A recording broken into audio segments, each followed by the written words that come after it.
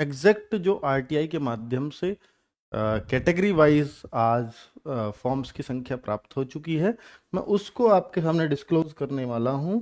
और ये 452 अगर पदों को देखें तो उस हिसाब से ये बहुत बड़ी संख्या कही जा सकती है। हालांकि आप सबको मालूम है कि आरपीएफ एसआई के लिए जो है एग्जाम डेट पहले से ही डिक्लेयर हो चुकी है। अगर मैं बताऊं तो इसमें है 2 आपका दिसंबर से और 5 दिसंबर, 2 दिसंबर से 5 दिसंबर के बीच में ये डेट पहले से ही डिक्लेयर है। ये इन 4 दिन में एग्जाम करा जाएगा, 2, 3, 4, 5। ठीक है, तो भाई साहब डेट पता है। अभी आप देख पा रहे हैं कि भाई 21 अक्टूबर हो चुका है। दिसंबर में तो 2 तारीख से ही, तो दिसंबर तो है नहीं आपके पास। मात्र 40 डेज बचे हुए हैं अगर आप आरपीएफ एसआई की तैयारी कर रहे हैं तो, और इसके लिए अगर सीरियस हैं तो। बच्चे, दूसरी बात बोल रहा हूं कि भाई बहुत सारे बच्चों के मन में आएगा, सर इतना ही कंपटीशन रहता है क्या इसमें, या इस बार कुछ ज्यादा ही है?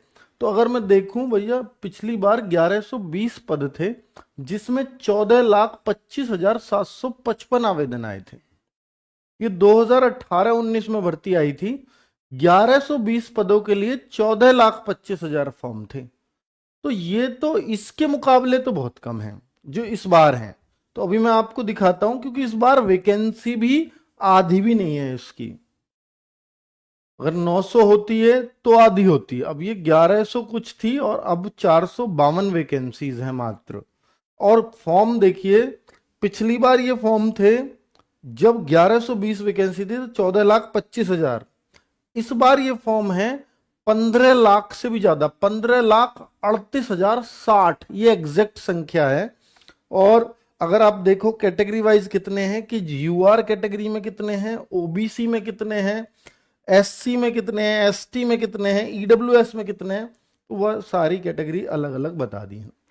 अब आप देखो कि फॉर्म्स की संख्या तो लगभग पहले जैसी है। पिछली बार 14 लाख कुछ थे 2018-19 में, इस बार 15 लाख कुछ हो गए हैं।